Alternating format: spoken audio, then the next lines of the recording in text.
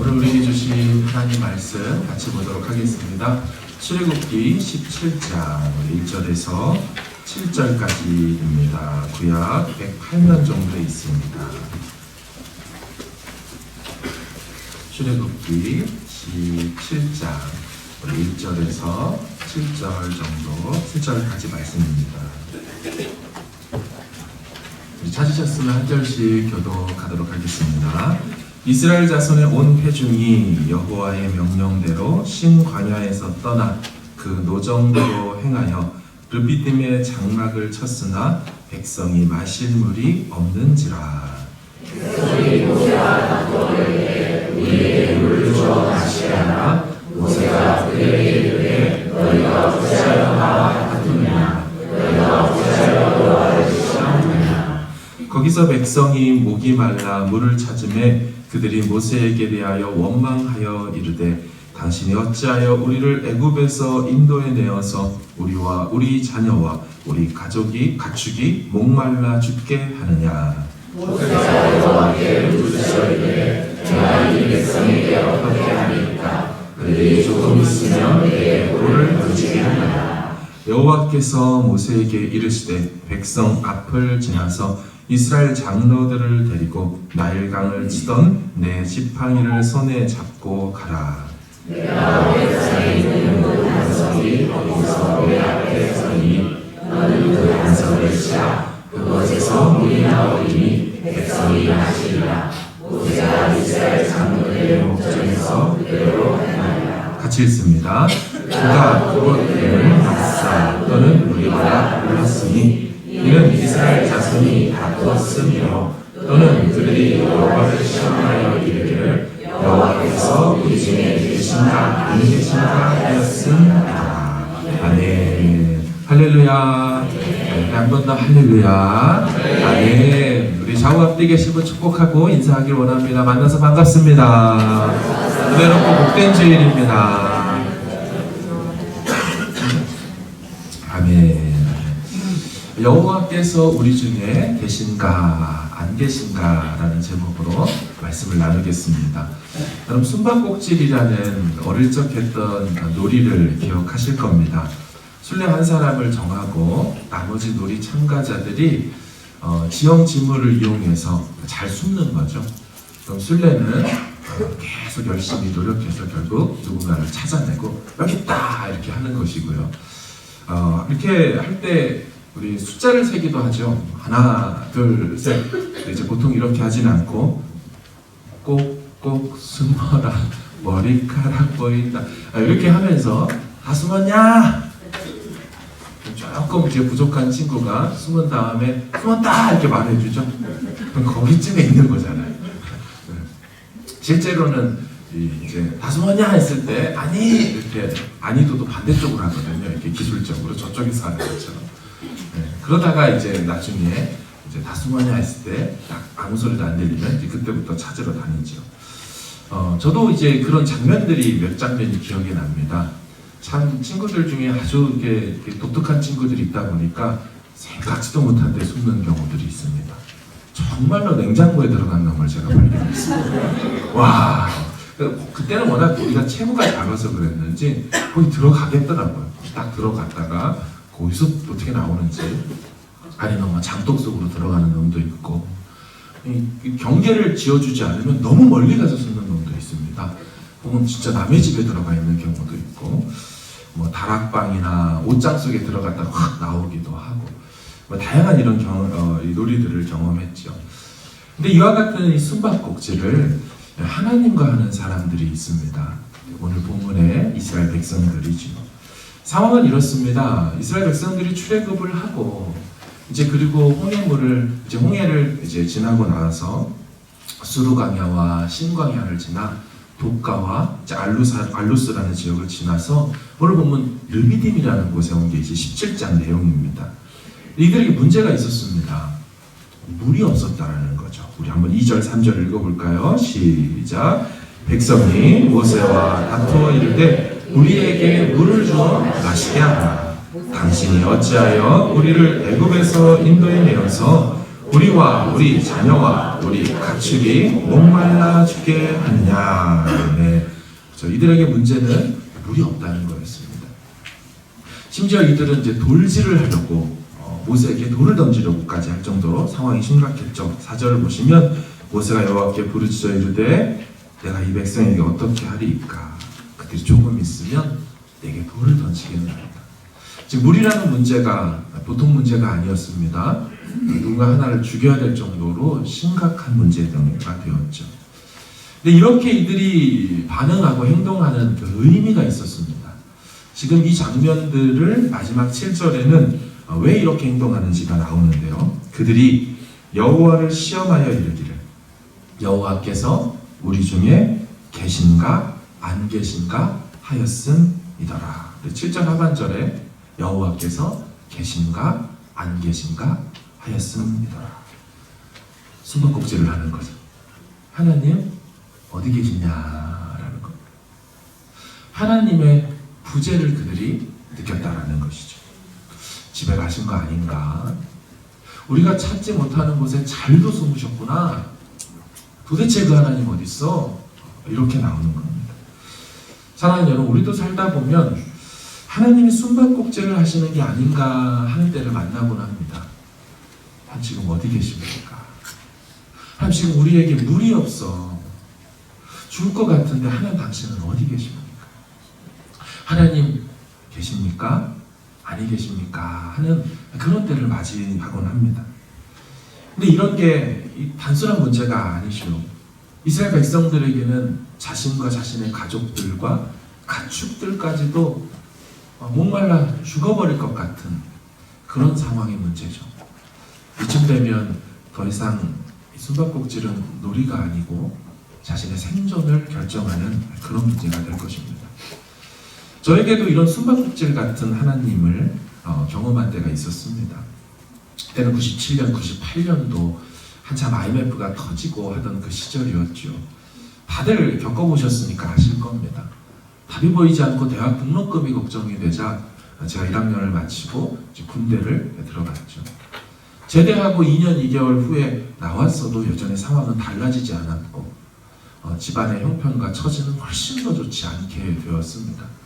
한 번도 본 적 없던 아버지의 모습, 초라하고 참 남루한 옷을 입고 하루 종일 고생하고 와도 다음 날, 그 다음 날이 보장이 안 되던 그 시절을 어머니 아버지가 살고 계셨어요. 복학을 하려고 준비해 왔더니 저를 기다리고 있었던 건 장밋빛 시간이 아니었습니다.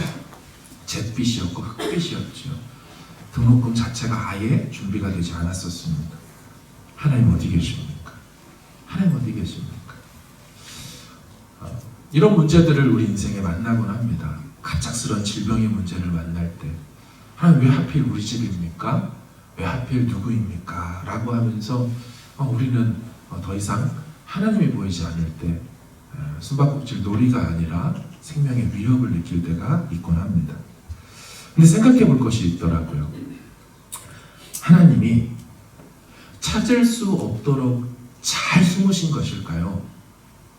아니면 우리 편에서 찾지 못하고 있는 것일까요? 조금 다른 문제죠. 이스라엘 백성들에게 돌아가 보겠습니다. 현재 이들은 하나님이 찾기 어려운 고난이도 숨바꼭질을 걸어오셨다라고 그렇게 생각했습니다. 그래서 7절에 하나님이 우리 중에 계신 거야 안 계신 거야? 하나님 도대체 어디 있는 거야? 난리를 쳤죠. 근데 정말 그럴까요? 하나님 정말 어려운 숨바꼭질을 자기 백성들과 하고 있는 것일까요? 오늘 문제의 핵심에는요, 물이라는 것이 있습니다. 생각해 볼 필요가 있습니다. 하나님과 이스라엘 백성, 그리고 그 사이에 물. 이 세 가지에 있어서의 그간의 일들이 어떠했는지 우리 좀 생각해 볼 필요가 있습니다. 첫 번째 사건이죠. 430년간 종살이를 했었습니다. 그러다가 드디어 탈출하고 출애굽을 했죠. 자, 그러다가 만났던 가장 먼저의 큰 장애물이 무엇이었습니까? 홍해라는 물이었죠. 뒤에서는 이집트 군대들이 막 추격해오고 그들은 홍해 앞에서 이렇게 외쳤습니다. 우리는 가로막힌 물 때문에 죽는다. 가로막힌 물 때문에 죽는다. 그들의 첫 번째 문제였습니다.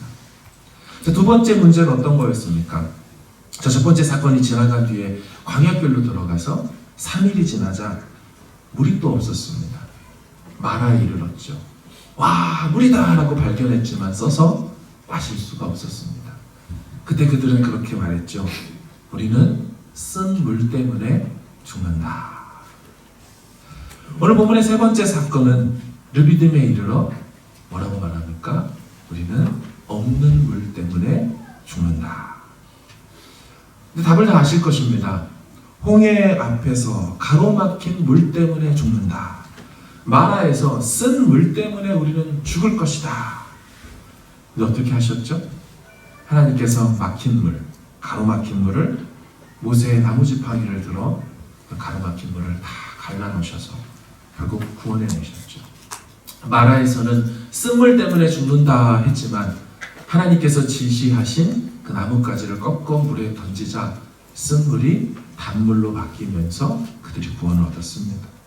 그렇게 끝이 아니었습니다. 우리 출애굽기 15장 27절을 좀 보실까요?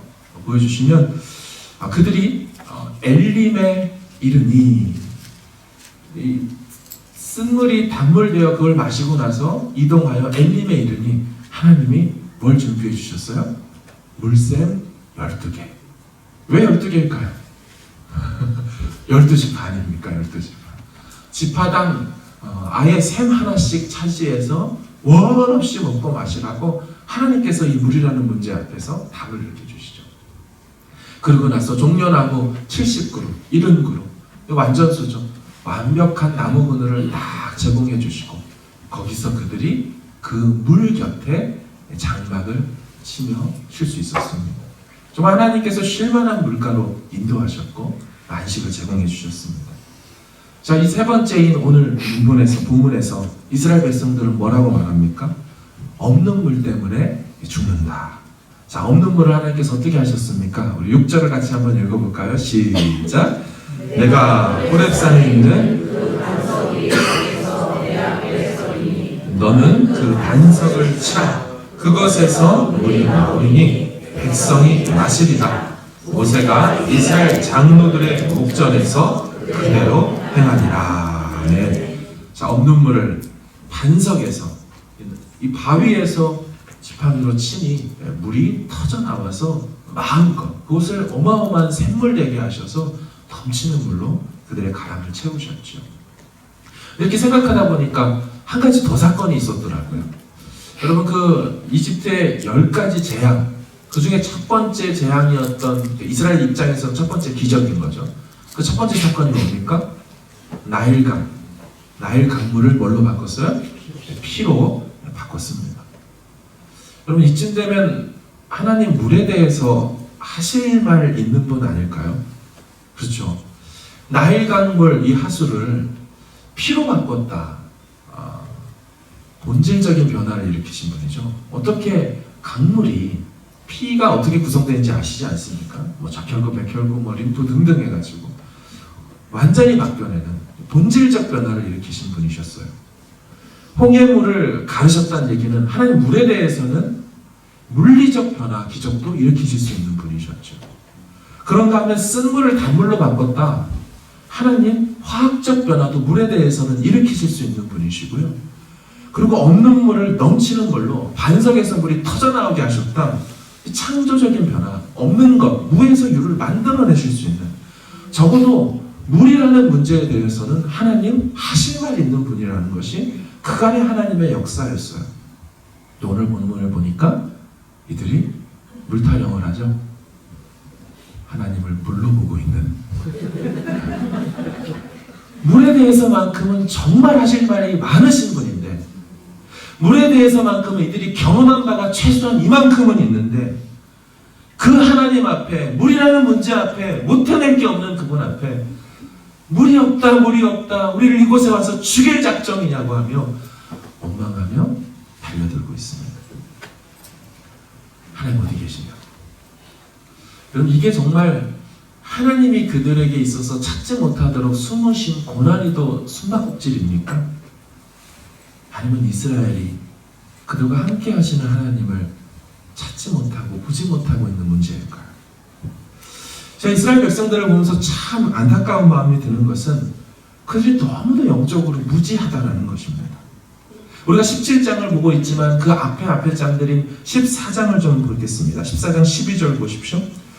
홍해물을 가를 때 그때 뭐라고 합니까? 우리가 애굽에서 당신에게 이른 말이 이것이 아니냐 이르기를 우리 내버려둬라. 우리가 애굽 사람을 섬길 것이라 하지 아니하더냐. 애굽 사람을 섬기는 것이 광야에서 죽는 것보다 낫겠노라. 사랑하는 여러분, 이 하나님께서 10가지 기적을 일으켜서 홍해까지 데리고 오신 것을 보았다면 그것을 경험한 사람이 할 말입니까? 정말 차라리 거기서 종되어서 사는 게 낫지.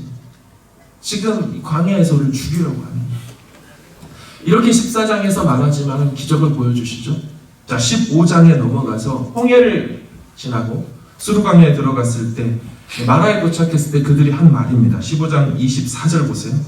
백성이 모세에게 원망하여 이르되 우리가 무엇을 마실까? 물을 만나긴 만났지만 쓴 물이자 이들의 원망이 터져 나옵니다.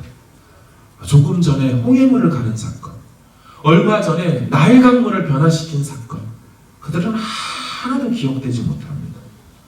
그 다음에 16장으로 넘어가 신광야에 도착하자 이들이 이렇게 말하죠. 16장 2절 3절입니다. 이스라엘 자손 온 회중이 그 광야에서 모세와 아론을 원망하여 이스라엘 자손이 그들에게 이르되 우리가 애굽 땅에서 고기가마 곁에 앉아있던 때와 떡을 배불리 먹던 때 여호와의 손에 죽었더라면 좋았을 것을. 너희가 이 광야로 우리를 인도해내어 온 회중이 죽여 죽게 하는도다. 여러분, 이게 사람이 할 말은 아니죠. 사람이 할 말은 아니죠. 차라리 여호와의 손에 죽었으면 날 것을. 여러분 잘 보시면 이들이 지금까지 문제가 생길 때 계속 모세에게 원망을 했습니다. 오늘 본문 2절도 보세요.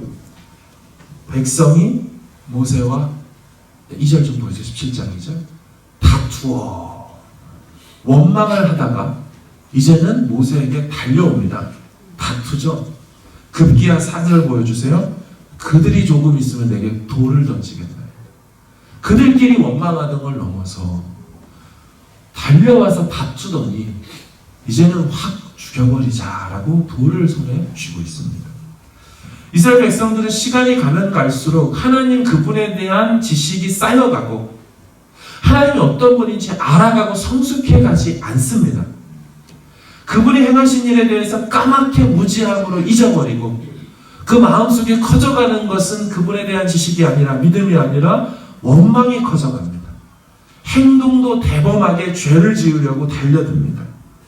그럼 이들의 영적인 무지함은 오늘 본문의 장소에 있어서 더 적나라하게 드러나죠. 본문의 1절 하반절을 보여주세요.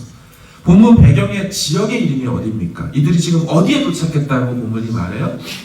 그렇죠. 신광야에서 떠난 겁니다. 그 노정대로 행하여 르비딤의 장막을 쳤으나 지금 어디에 도착한 거예요? 그러니까 르비딤에 도착했습니다. 근데 뭐가 없어요? 마실 물이 없습니다.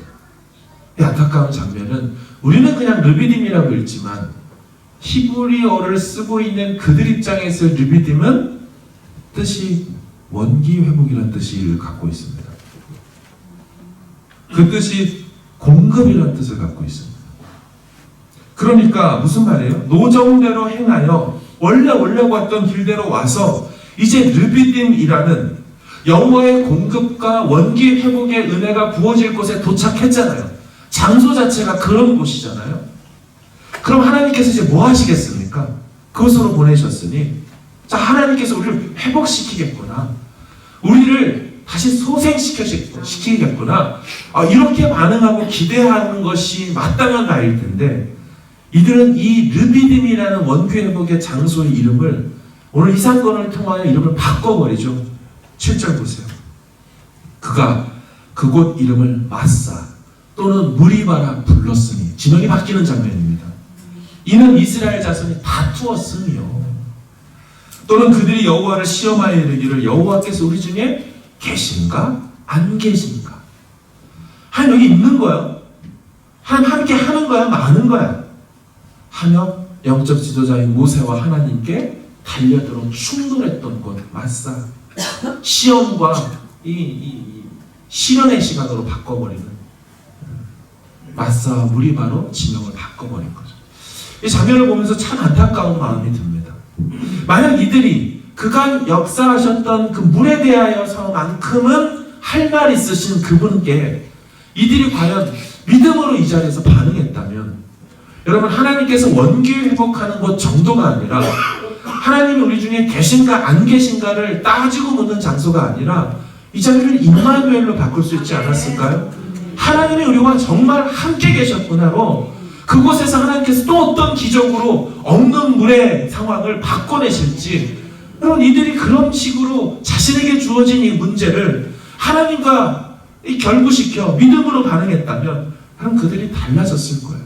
그 지명이 분명히 멋지게 바뀌었을 거예요. 이들이 그렇게 반응하지 못해요. 사랑하는 여러분, 우리가 살다 보면 우리 인생의 오늘 본문의 물 같은 문제를 만날 때가 있죠. 생존에 관련된 문제입니다. 더 이상 물이 단순한 워터의 문제가 아니죠. 생존의 문제, 사느냐 죽느냐의 문제예요. 그 물이라는 것은요, 보신 것처럼 계속 반복되어 오는 문제입니다. 그렇죠? 마라에서도 르비딤에서도 또 계속해서 물이라는 것은 우리 인생에 핍절함과 어려움이 생기는 그런 문제를 말해요. 아이들의 자녀 양육들에 있어서, 또 취업과 사업의 문제에 있어서, 그때 그 질병을 잘 넘어갔지만 더 큰 중한 질병이 다가올 때 우리는 계속해서 인생에 반복되는 물 같은 문제 만날 수 있습니다. 게다가 어떤 분에게는 이 물이 단순한 물이 아니라 지금 우리 가정이 죽게 생긴 것 같은 어려운 문제를 만날 수도 있어요. 그럼 그때 우리가 생각할 것은 하나님 어디 계십니까가 아닙니다. 오히려 하나님이 그런 때마다 어떻게 내 인생 가운데 행하셨는지를 기억해내는 것이 중요합니다. 하나님께서 그 물이라는 문제를 홍해 앞에서 어떻게 하셨더라? 하나님께서 나일 강물을 어떻게 바꾸셨더라? 다시 그 피를 물로 또 변화시키셨지? 가로막힌 물을 확 뚫으셔서 정말 사막에 강을 내시고 이 광야에 물을 내시는 그런 일처럼 하나님 내 인생 가운데 행하셨지를 기억해내고 그 하나님께로 다시 우리의 시선을 돌리는 것이 필요한 것입니다. 그렇지 못하고 또다시 그 문제, 없는 물 그거에만 딱 참여하다 보면 어떻게 반응하는 거예요? 이제 손에 돌이 쥐어지는 겁니다. 충돌하고 더 대범하게 하나님께 달려드는 거죠. 여러분, 우리에게 왜 성령이 있을까요? 고린도전서 10장에는요, 성경에 오늘 이 사건을 통하여서 이렇게 우리에게 교훈합니다. 10절 11절을 같이 읽어볼까요? 시작! 그들 가운데 어떤 사람들이 원망하다가 멸망시키는 자에게 멸망하였나니 너희는 그들과 같이 원망하지 말라. 그들에게 일어난 이런 일은 본보기가 되고 또한 말세를 만난 우리를 깨우치기 위하여 기록되었느니라. 아멘. 그렇죠. 원망하지 말고 그런 일들은 우리에게 본보기가 되어서 깨우치고, 우리도 똑같은 문제를 만나긴 하지만 하나님 앞에 오늘 이 본문을 보며 이 일하셨던 하나님을 보며 우리는 다르게 반응해야 할 줄로 믿습니다. 물의 문제에 있어서만큼은 할 말 있으신 그분 앞에 우리가 이 또 다른 만난 이 물의 문제를 가지고 나아가서 하나님 도와주십시오 엎드려야 할 줄로 믿습니다. 하나님을 상대로 숨바꼭질 하시는 분이 계십니까? 내가 술래가 되는 거죠. 하나님 어디 있어요? 꼭꼭 숨어라. 머리카락 보일라. 진짜 머리카락도 안 보이게 하나님 숨으셨군요. 그렇게 하나님과 술래잡기를 하시는, 숨바꼭질 하시는 분이 혹시 계십니까? 아니요. 성경은 분명히 임마누엘 하신다고 약속하고 계세요. 혹은 하나님을 술래로 만들어서 숨바꼭질 하시는 분이 혹시 계실까요? 하나님을 술래로 만들고 본인이 숨는 거죠. 인류 최초의 숨바꼭질 놀이자가 아담과 하와 아니렵니까? 한번 보세요. 3장 8절. 아담과 그의 아내가 여호와 하나님의 낯을 피하여 동산나무 사이에 숨은지라. 여호와 하나님의 아담을 부르시며 그에게 이르시되 네가 어디 있느냐. 하나님을 상대로 숨바꼭질을 본인이 합니다. 이르되 내가 동산에서 하나님의 소리를 듣고 내가 벗었으므로 두려워하여 숨었나이다. 왜 아담과 하와가 숨었을까요? 죄로 인하여 숨은 것이죠. 하나님을 피해 어딘가로 도망쳐버리는 겁니다. 우리 둘 중에 하나입니다. 우리가 하나님을 못 찾겠다라고 하는 것도 있고요. 하나님을 술래 만든 다음에 내가 숨어버리는 거죠. 나 찾지 마세요. 나 숨을 겁니다. 죄로 말미암아 그렇게 행동하는 거죠. 하지만 성경의 시편 139편은 이렇게 말합니다. 내가 주의 영을 떠나 어디로 가며 주의 앞에서 어디로 피하리이까? 숨을 수 없다는 거예요. 내가 하늘에 올라갈지라도 거기 계시며 올라가지도 못하지만 스올에 내 자리를 펼지라도 과장법이죠. 스올은 죽은 자가 가는 망자의 곳입니다. 언더월드죠. 거기 계시니이다. 내가 새벽 날개치며 바다 끝에 가서 거주할지라도 고대 사람들의 세계관 속에서 바다 끝은 평평한 지구론이었기 때문에 당시에는 둥근지 몰랐어요. 끝까지 가면 떨어지는 겁니다. 그 끝에 있을지라도 거기서도 주의 손이 나를 인도하실 것이고 주의 오른손이 나를 붙드실 것이다 말씀하세요. 사랑하는 여러분, 우리는 더 이상 죄 때문에 하나님으로부터 숨으려고 하지도 말고 죄의 눈이 가리워져서 함께 하시는 하나님인데도 불구하고 발견하지 못하여 하나님 어딨냐고 어린아이처럼 찾지도 않는 이 부분에 있어서 하나님을 꼭 만나고 발견하는 광명교회 성도들 되길 바랍니다. 사랑하는 여러분, 하나님은 죄가 없으신 분이세요. 그래서 숨으실 필요도 없으십니다. 항상 우리 가운데 함께 하시고 천지의 당신의 영광으로 충만하게 함께 하십니다. 그래서 아니 계신 곳이 없다는 무소고제 편재성의 원리가 그 속성이 하나님의 속성 아니더입니까? 여러분, 살다가 죄의 짐으로 너무 무거워져서 힘드실 때, 여러분 그럴 때 하나님 찾을 기력이 도무지 생겨나지 않을 때, 그때 외치셔야 됩니다. 그 어린 시절에 우리 숨바꼭질 놀이를 하다가 열심히 찾아도 10분, 15분이, 20분이 돼도 여러분 못 찾을 때가 있죠? 그럼 어떻게 합니까? 기억나세요? 게임이 어떻게 끝나죠? 끝까지 찾을 때까지 해야 됩니까? 아니죠? 1982년도 5월에 발매한 조용필 씨의 못 찾겠다 꾀꼬리. 그렇죠? 게임을 하다 보면 내 힘으로 도저히 찾을 수가 없는 순간이 옵니다. 술래가 뭐라 그래요? 못 찾겠다 꾀꼬리 딱 하죠. 어떻게 됩니까? 숨었던 술래가 이 사람들이 나타나죠. 비유입니다. 비유. 이 비유를 빗대어서 이런 생각이 들었어요. 정말 우리의 죄 때문에, 우리의 제한적인 상황 때문에, 우리의 무지함과 부족함 때문에 함께 계신 하나님이지만 도저히 내 편에서 하나님 안 보입니다 할 때, 여러분 못 찾겠다 꾀꼬리로 숨바꼭질해서 답을 얻는 것처럼 우리 인생 가운데 신앙인 안에서 하나님이 보이지 않을 때 우리가 할 수 있는 못 찾겠다 꾀꼬리는 무엇일까요? 기도가 되는 줄로 믿습니다. 하나님 어디 계십니까를 원망하며 손에 돌을 쥐는 것이 아니라 하나님 도와주십시오라고 부르짖으면서 하나님 나타나달라고 요청하는 것. 여러분 오늘 본문에 보면 여러분 모세도 똑같은 문제를 겪지 않습니까? 그들만 홍해 앞에 섰습니까? 모세도 똑같이 처한 어려움이죠. 그들만 어려움을 겪는 게 아닙니다. 모세도 똑같이 물이 없어서 마라에서도 고생하고 이 르비딤에서도 고생합니다.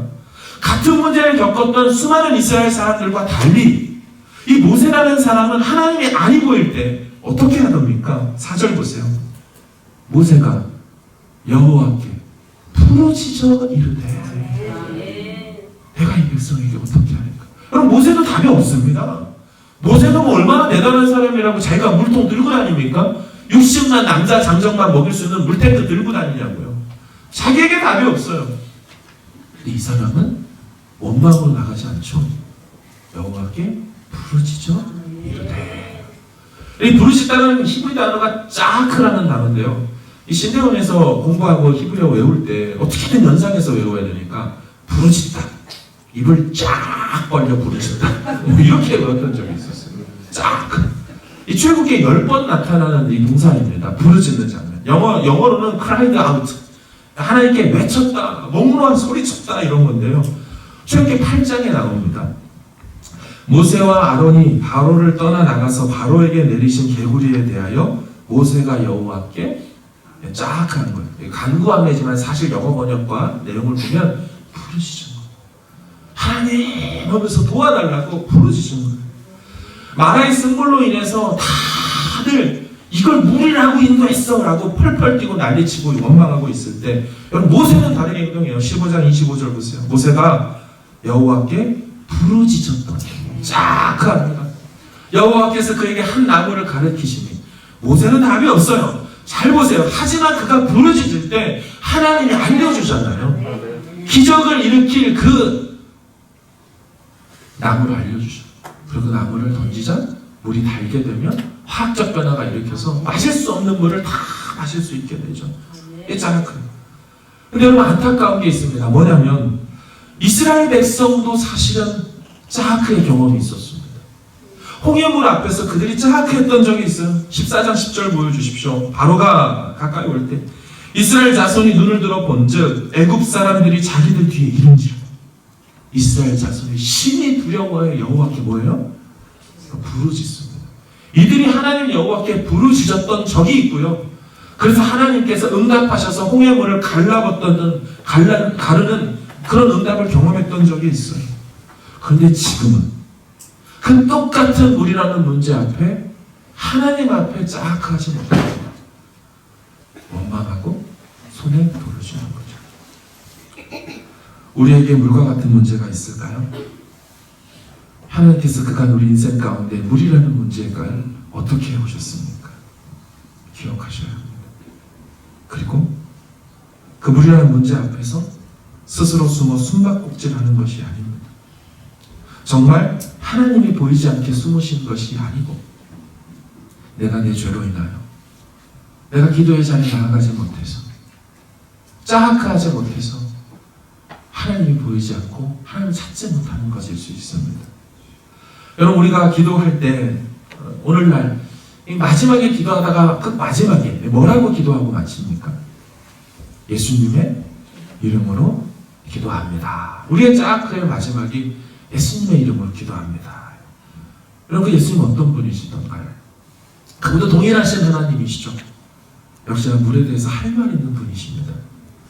그 배에서 생수의 강이 넘쳐나게 하신다 하셨어요. 리빙워터, 살려내는 물, 살리는 물을 그분 자체가 원천이 되시사 반석이 되셨던 그분이기 때문에 그 배에서 우리를 살리는 생수를 흘려주셔요.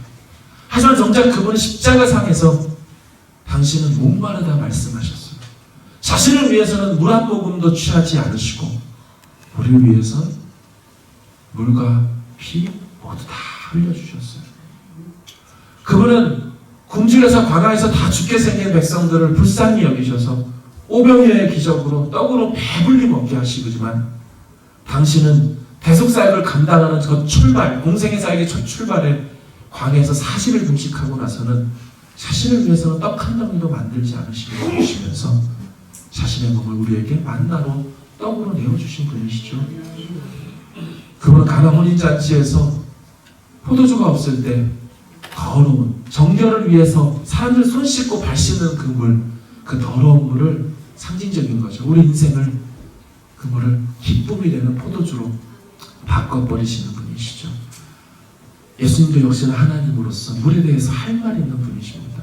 우리 인생에 거친 풍랑이 오고 집채 같은 파도가 덮치는 그런 물 앞에서도 말씀 한마디로 그 물을 잠잠하게 만드신 하나님이셨고요. 요나가 불순종했을 때 풍랑을 일으키며 환란의 물로 정신 차리기를 원했던 그분도 역시나 성부 하나님이셨어요. 여러분 모든 인생에 우리의 물 같은 문제를 우리 피할 수 없이 만날 겁니다. 그 문제 앞에 어떻게 반응하시겠습니까? 오늘 우리에게 이 성경이 본보기가 됐고 깨우치도록 우리에게 주어졌다면 오늘 설교 말씀을 통하여 우리는 어떤 것을 듣고 배워야 할까요? 사랑하는 여러분, 이제 다다음 주면 특별 새벽 기도회가 시작됩니다. 하나님께서 공식적으로 교회에 기도하는 시간을 마련해주고 그것이 전통이 되어서 늘 상반기 하반기로 기도의 자리로 우리를 부르시는 것은 하나님께 나와 부르시고 짜악할 때 하나님께서 네 인생의 그 문을 내가 열어주겠다 약속하시는 겁니다. 하나님께서 그 문을 바꿔주겠다고 약속하는 겁니다. 하나님 이걸 물이라고 줬습니까 하더라도 단물로 바꿔내시고 없고 아무것도 없는 상태에서도 하나님 그분 반석에서 물을 내시는 분이세요. 사랑하는 여러분, 물 앞에 원망하겠습니까? 하나님 그 앞에서 여호와께 부르짖겠습니까? 하나님을 짝하로 나아가서 하나님의 그 놀라우신 우리에 있어서만큼은 내가 관장하고 내가 통치하고 내가 주관한다고 말씀하시는 그 하나님이 우리 하나님으로서 만나져서 르비딤을 넘어서서 임마누엘의 하나님으로 우리가 처하고 살고 있는 이 땅 이곳을, 그 문제가 처한 그 가정과 우리 직장을, 우리의 사역과 모든 공동체의 시간들을 멋지게 바꿔낼 수 있는 주의 백성들 되시기를 주의 이름으로 축원합니다. 아멘.